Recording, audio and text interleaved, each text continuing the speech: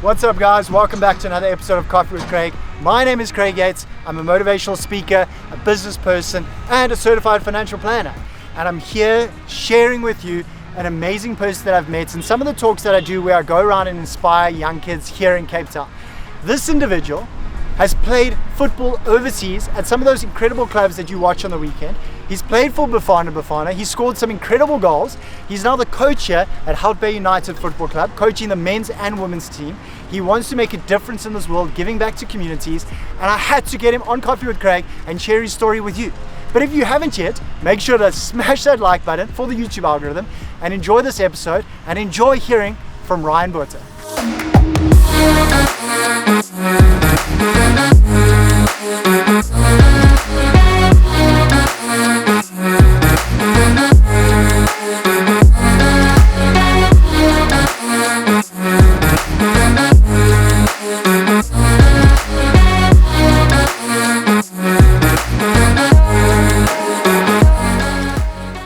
So Ryan, thanks for joining us on Coffee with Craig. I know you're a busy guy, you've got a lot of things going on, but you've got an amazing story that I want to share with my audience. Sure. And I think what's so amazing is there's so many South Africans that we watch English Premier League and we love soccer overseas, and people are fans of Liverpool, Man United, Arsenal, you name it. Yeah. And you almost lived a kid's dream going overseas to represent one of those big clubs. Yeah. I mean, how was that as a young kid? You know, Craig, at 17, coming from Durban, and I was scouted by a guy named Johnny Brooks, who's an ex-United player back in the 60s. He took me across there, and it wasn't a reality until I got to United, and you start seeing, David Beckham and Ryan Giggs and Peter Schmeichel walking, and Alex Ferguson and Sir Ferguson, and you're like, okay, this is real. You kind of got to pinch yourself to make sure you're not sleeping. But it was an incredible experience because it made me realize I wanted to be a professional athlete. Up until that point, South Africans don't really realize the sort of magnitude of what you're getting into until you just watch it on TV and you realize it's a sport, and you see the demand around it. So for me, getting that close and just having that experience was something I'll never forget, and it made me want to be a professional footballer. That's amazing. I mean, you always loved playing sport. Yeah. Why did you choose soccer? My dad played back in the day semi-pro rugby and football. So for me, any ball sport sort of, I don't want to say it was easy, but it came naturally, Naturally. So I had a choice between playing in the end. I think it was cricket, rugby and soccer, but especially a rugby and soccer. And in the end, I chose football because United came my way first. I was told if I finished school and I played rugby for another 2 years, I would play Sharks. So it was a sort of a character in front of me, but just soccer is my passion. I loved rugby. I loved baseball and everything else, but soccer just came to me. It was like climbing a bed and having a natural sleep. It was so easy for me. And it's been completely part of your life. Part of my life. 20 years or forever? Forever. From the age of 2, my dad said to me, he used to kick a ball to me, and by 5, I remember this part of it clearly, I was 5, 6. He said throw a ball to us and we'd do back and forward in our head. And over 100, by the age of 5 plus. I remember it clearly. So my dad was very sort of instrumental in driving me towards soccer, and my brothers. And soccer just was something I truly loved. Okay, so you went overseas. You got to live out a kid's dream, going to Man United. Yeah. How did your story unfold from there? Because you were 17. Yeah. So I was in matric first of all. Glenwood High sort of let me go during my matric year for 3 weeks, in the middle of school, really. And I came back to finish matric, and United was saying, "Well, come back after school." They wanted to give me a junior contract. So I finished matric, and then 6 months later, December '98, I went back again to United. I was there for another month, and I got an injury, and I couldn't get a permit, and a few things sort of went against me, which is, you learn as a sportsman, these things happen. It gives you character. So I came back to South Africa, and I signed for Supersport United. I was a Supersport for a season, and I went from there to Wits 6 months, and then Jomo Sana took me on, and he sold me overseas. And so he sold you from South Africa to overseas? Even better than that. He came to Wits and he said, "Can I borrow Ryan?" And he went to each club and he borrowed a bunch of young players to take us to Italy for a tournament, which is a very big window. And I got scouts playing in Italy for Jomo Cosmos as a Wits player. So when I got back off the plane, Jomo had paid me to Wits, and I was on a plane back to Scandinavia. Okay, so no studying? No. So when I finished school, it's soccer. When I finished school, I wanted to do psychology. Actually, it was something that really interested me. Dealing with people, understanding people, how we talk, why we tick, what we do. And it was sort of a passion of mine. And with sports falling in my lap like it did, I didn't really have time to study like I wanted to. Which is why I ended up being a personal trainer at the end of my career, because I was like, I need something to fit. Fitness is what fits. I understand fitness, and it was a pillow, a soft landing from being a footballer to being a coach. Okay. And then, I mean, I've seen some of your amazing goals on YouTube, which is incredible. When did you get then drafted into the South African soccer team? So I was 17 years old at United, came home.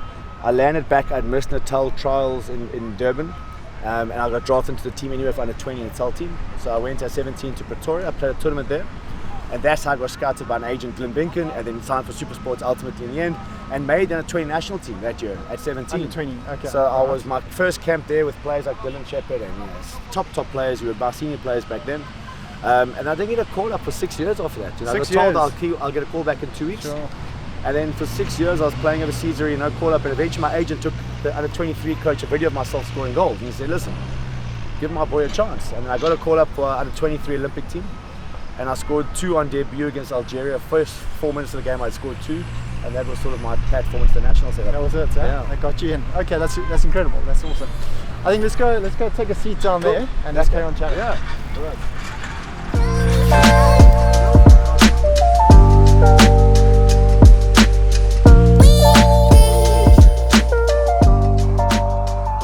Okay, so you got your agent was doing some good work for you. Yeah. Getting you drafted into the national setup. Yeah.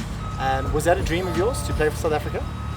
I think any sportsman that's serious about what they do is one play for the country. There's no bigger achievement you can have, you know. So when I was playing for my first game against Algeria in Rustenburg, I got emotional for the national anthem. Like I remember the camera being in my face, and you know you don't see the camera. I remember being there, and I remember singing and getting emotional, thinking my family's watching, all my friends are watching. I'm playing for my country, and I can't explain. I'm getting goosebumps again just talking about it. It's a really incredible feeling, you know. So I think if you're serious about what you do, then you're going to have to want to play for your country. Yeah. And as a sports person, I mean, you're not always going to have highs. Yeah. It took you 6 years to make it into the national side. Yeah. You have all these ups and downs. You have injuries. Yeah. Were you ever dropped from a team? Yeah, jeez. Funny story. So I was at Wits University before I went to Cosmos to go to Italy. Yeah. My coach back then, Jim Bone, was a Scottish coach who had just joined us, and we were lying second at that stage in the league. And he made a bunch of changes, me being one of them, because he felt I was a party boy. Oh, okay. I used to wear earrings, and it was his thing, and I respect it. He's Scottish, he's hard school, and so I got dropped on my birthday. My parents had come to Johannesburg to watch me play, so that was a big pill to swallow, you know. Then I went to Europe.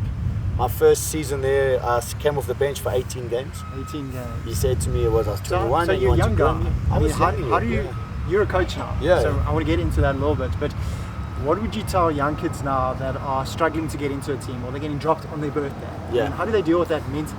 It's not about how many games you play in a year, but how many seasons you play as a professional.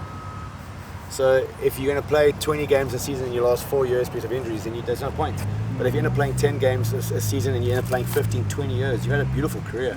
You know, it doesn't mean you're a bad player if you played 20 years. What it does mean is that there's a coaching reason for why you're playing those games, and either you're an impact player and you have much more ability coming off the bench, or you're a youngster breaking in. There's many reasons why as to might come off the bench, but the point is you've got to keep plugging your journey. Keep going. And it's not about how many games you play in a year, but how many games and you play over your entire career. Okay, I like that. Do you know how many games you played for South Africa? Oh, no, I played under 23s, I think 5 or 6 for Amajita. I'm a better plus, sorry. I played about another 5 or 6. Okay. You know, it's difficult for many reasons getting a lot of game time for South Africa. I played internationally, I was overseas, so you know you're not playing locally, and it's not always the best way to get scouted playing overseas. Coaches prefer often, unless you're playing in English Premier League, they're not going to just pick a player in the smaller leagues. Yeah. So for me, South Africa, I was frustrated. I could have got a lot more games. I feel like I should have. Okay. But in the day, that wasn't my journey. You know, I had a career that I'm proud of, and I had limitations with injuries and everything else.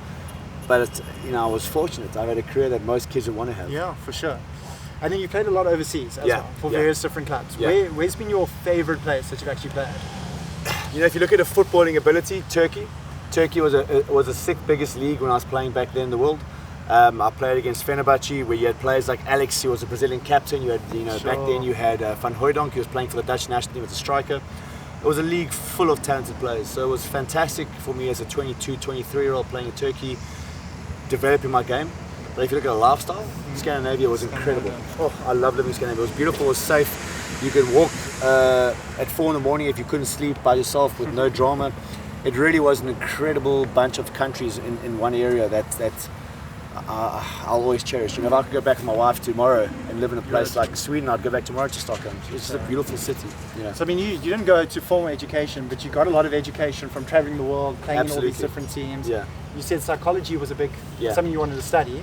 I'm sure you've learned from playing with all these amazing players, different coaches, getting dropped, injuries, how to deal with life. Absolutely. You know, my emotional EQ's improved a lot.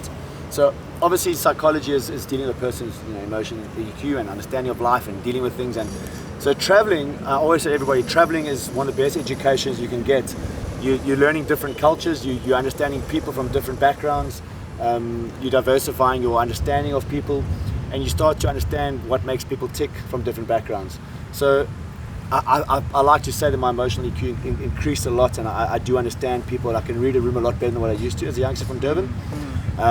So in a sense, being a sportsman has definitely come full circle with becoming a coach, because you have to understand the player's psychology and what makes them tick, and how to not break a player through verbal prompting. That's an important one. Yeah, it's big. Yeah. You can destroy a football's career by what you say. Did you ever have a coach that was doing his best to try and break you? I've had multiple coaches that weren't trying to break me, just weren't good enough to be a coach. You know, there was a coach in South Africa, I'm not going to mention names just because I don't think it's right. Alcoholic, maybe was a decent player back in his day, but as a coach, detrimental to players' careers. His knowledge of a football, how he coaches, there's no development. He just wants you to kick and chase. His coaching philosophy from the 60s. And I know many players that come to him that are so frustrated that I end up retiring because of him. I retired young. You know, I retired at 31 years old. I didn't want to play anymore. I'd played 14 years professionally already. It got to a point where this man was taking money from young players to play before us senior players. He was really doing everything he could just to beneficial himself and what he wanted for life. So until you get coaches like that out of this country, the football's not going to improve. I suppose that kind of thing's going to be in sport no matter where you are. Absolutely, it's in life. It's not just sports. You can get a job with a guy that's floating there, doing his thing and taking what he can. It's true for life. True for life. So I mean, I know you've had a couple of injuries. Yeah. At soccer and outside of soccer. Yeah. I mean, what are some of the big injuries that affected your actual career?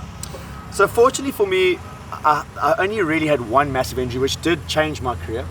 I was playing in Turkey, as I said, and I was playing in training. A young boy kicked me it quite badly, but it was a mistake. Wasn't even a match. Wasn't even a match. I was very fast. I read his mistake. He turned to clear the mistake and ended up clearing me, and I blew my PCL, which is what Bobby Skinner did years ago in a car accident, head-on car crash. It's that kind of pace and power that blows a PCL. So my speed and his power blew my PCL, and I ended up being out for 2 years. But I didn't know that. The club said my knee was bruised. I played against Fenerbahce that week and I blew my knee completely. 2 years no football, wasn't meant to play again. So I had to get. How old were you then? It's 23. I missed my first Bafana call-up against Australia in Durban. I had to meet Stuart Baxter and Elangeni in Durban to pull out of the camp. My first game in Durban, hometown, I was devastated. And then being told you might not play again. So for 2 years I rehabbed myself, trained myself. My agent had forgotten me. I was doing 4 sessions a day, every day, to get back in the field. And then 2 years later I got back in the field. I played 8 more years professionally and I wasn't meant to. Sure. That must have been tough. I mean, I know being a sports person, any injury is so difficult. Mentally, I mean, obviously you then have to rehab, get involved with gym. Yeah. Is that where you started getting more and more involved with gym? Yeah, injury? I understood then the importance of building up your strength, understanding your body. Rehab. I was 24, 25, like I said, I got injured at 23, it was 2 years recovery. So it wasn't all about going to the gym and just bench pressing? No, it was functionality, getting my body right. I picked up a bit of size. Obviously I had to get a bit stronger with my knee, I wasn't meant to play again. But it was there that I understood the importance, and also to be honest, the game was changing, the science was changing on the game. How you recovered, what you did, it was all starting to change, and I was around for that change.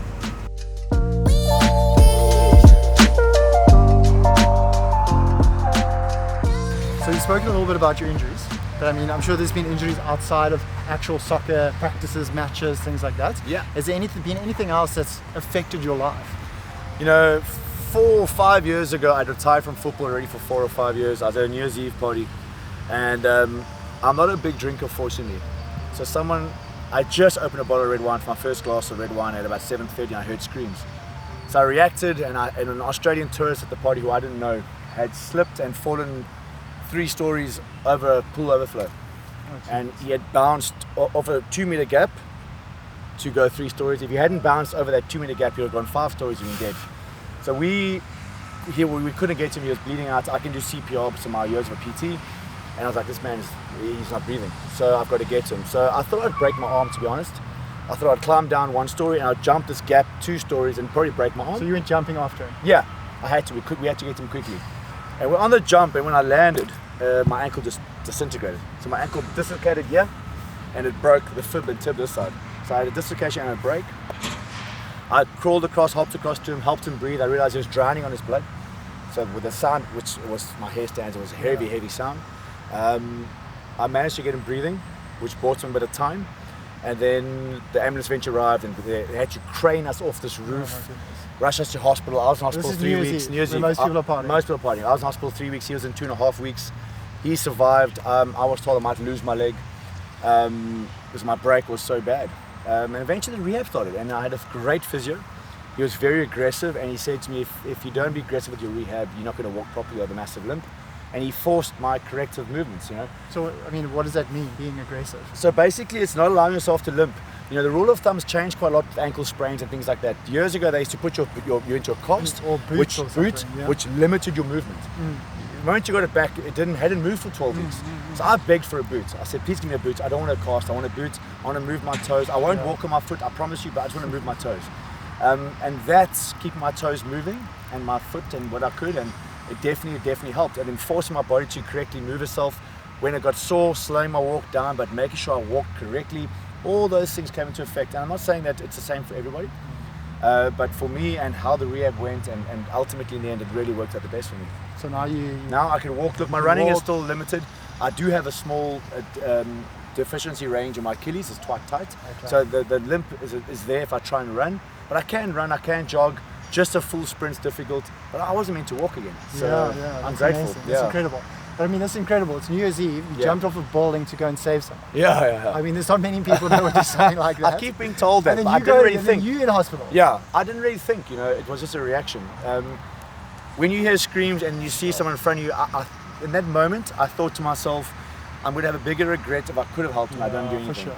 But I mean, you seem like the kind of guy that wants to help, wants to give it back. It's my nature, I just want to get involved. We hear it at Hout Football Club. Yeah. And I mean, you know, your playing career is over, but now you're coaching and you're giving back. Yeah. Do you want to tell us a little bit about that? I do. You know, obviously, the reason I fall in love with Hout community football team is because of how we work. You know, it's not a case of plugging players with money; it's a case of building players and their lifestyles. You know, so it's essentially, if players don't become professional athletes, that either we help them get education, or we help them find a new team, or we help them find work. You know, so players don't just disappear. It's literally all about building up RY Hamburg. If you look at Hout, it's 3 communities in one. And essentially football, which is for me the biggest sport in the world, can bring communities together. If you look at what it did to South Africa in '95 with the AFCON, when we won, it's hard, a nation just come out of apartheid, celebrating together. Fast forward to the World Cup rugby, and all of a sudden you start seeing how big sport can be in a country like South African community. So you take the biggest sport, you now take a mixture of players from RY and a mixture of players from Hamburg, and a couple of players thrown around from Cape Town, because the elite structure still needs to be the cherry on top for me. I believe you've got to drive. It cannot be a have to have. It's got to be an earn. And you start getting a community supporting a team which is a beating heart, you know, of the area. And for you, I mean, what's it like now? Because you're not on the field scoring goals. Now you are picking players. You're putting the team together, structures, and you're just on the side watching people play. I mean, how is that for you? It's, first of all, it's frustrating because you want to be on the field and you want to play. But second of all, it's also very, very a unique experience for me, because I'm, like you say, I want to help and I don't want to hurt people's feelings. And having to drop a player, I know what it feels like being dropped. It does make you a bit sensitive to understanding of what he's going through, you know, or her if you're coaching a female team, which I'm coaching as well. I do both male and female. So the reality is, I feel as a coach, it's definitely made me a little bit softer.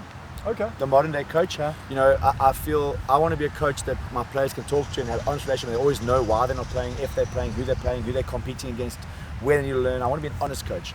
Some coaches in my career were never honest. What am I doing, coach, to get better? Run harder. How's it develop a player? And unfortunately, South Africa is full of a lot of coaches like that who are just here for the cash. They're not here to grow their players. They're not here to develop anything. They're here just for a check. And that is why South African football is not moving forward. You know, so for me as an ex-player, coming down to see these boys develop, and I want to develop footballers. I don't want to develop kick and chase rugby players. I play soccer, which is what my league's about. I want to see my boys playing soccer. So it's rewarding, but it can be frustrating when you're not playing. But I mean, you're doing so much. I mean, you're coaching here. Yeah. You've also, you're still a PT. Yeah. And then you've got an online coaching course as well. Yeah. So where did that come? Did that come across because of COVID? Yes, so I took about no contact me during COVID. One develops apps and online platforms and everything else, and the other one's a marketing genius. So they approached me to be the fitness guy. Okay. And I trained the one boy Brad for a few years, and he knows me very, very well. So that was born a necessity, really. You're in COVID, you're locked down, no one can get to the gym, my business has been shut down. You still want people to be healthy. So again, how do I get what I believe in to the people that need it, and at a fair price? Our price is $199 per month. And what is the actual? It's 12 sessions a month for intermediates, 16 a month for advanced. It's 18 beginners if you want. And essentially, it's a personal trainer. I'm on camera, all my other trainers on camera, training a person for you at home, hearing the coaching points. So it's a very unique platform, and it's affordable. We didn't want anything that people can't afford, especially in our home country. Yeah. We want to get to the masses. We want to help people get healthy. And what is the address? The Movement Empire. It's movementempire.com, or on Instagram it'll be @movementempire. Okay. So you've achieved a lot. You're giving back now. But you're still a young guy. Yeah. I'm sure you've got some dreams and hopes of what you want to do inside of soccer in the future. Yes. Is there anything that you've got your eyes set on? Something you want to go after, something you want to achieve? If I'm honest, my first immediate goal, I would love to have a 5-year plan with Hout if that's what happens. At the end of the day, I can't guarantee I'll be here for 5 years. The club will always be here. But as a coach or players, we come and go. Okay. The club might want to go a different direction. But for me, I'd love a 5-year plan of trying to get this club to the highest level possible, PSL. I believe for the community, you get that right. A little mini stadium, now you're going to get people down and you're going to feel this beautiful little hub change. So that is my immediate goal. Obviously, as a professional, if myself and Hout are parting ways or whatever it might be, I want to get as high as I can as a coach. I don't do anything half measures. I want to be the best I can in anything I do and throw myself into it completely. So it's still coaching? Still coaching. Still I want to coaching, coach, still and if possible, one day coach Bafana. Who knows? Sure, that would be amazing. I would love to have that challenge. I missed my first call up as a player against Australia, so I'd love to coach. Maybe 6 years from now. There we go. Yeah, 6 to 10. I'm 41 now, so by 50, I'd love to be looking and knocking that door. If my career goes really, really well, who knows? But realistically, by 50, I'd like to be knocking that door if possible. Nice. Well, you've done some amazing things. You've scored some amazing goals. It's awesome to see what you're doing here with the club, with the men and now with the women as well. So, which is more challenging, by the way. I'm sure. Very interesting. Yeah, some of the little girls are gangsters. Well, then you need to. This is where you need to pull on all your psychology and your EQ that you've learned over all the years. Exactly. Yeah. Make sure that you're treating everyone. That's the hard part, Craig. Is treating. Just remember, we're a community. A lot of these youngsters don't have stable backgrounds. The different communities also are different. Absolutely. So you put them into one team, and you're now going to have to treat them differently. That politics, I would treat you the same as I treat them, but uniquely to you. But uniquely, yeah. That's what you get told as a coach, especially now through Scottish FA, which I'm doing it through, is you have to treat every player uniquely to themselves, but make sure they all feel like they're treated the same. I like that. That's really good. So it's again come down to psychology, understanding people, how you talk to them, what you do, and make sure that you're always neutral. Yeah, awesome. Yeah. Ryan, well, thank you so much. Thank you for joining us. I really appreciate it. All the best with the remainder of the season and then your future as a coach. Shots, I appreciate it. Hopefully we can see you. Yeah, hopefully we can see you coaching Bafana one day. That would be amazing. That's the hope. Get you down to watch the game. Awesome. So there we have it, another episode of Coffee with Craig with an inspiring guest. I would love to hear from you. If there's ever been something so difficult in your life that you've had to overcome or get through, write in the comment section below. I'd love to hear what you've been through, as well as if you have any ideas of who you want our future guests to be. We've got a lot of guests lined up, but I'd love to hear from you. Who do you want to hear from? What stories do you want me to tell? And hopefully I can offer you as much value as Ryan did in today's session with future sessions. So if you haven't yet, make sure to subscribe, make sure to like, make sure to share this with a friend. Until next time, I'm out of here.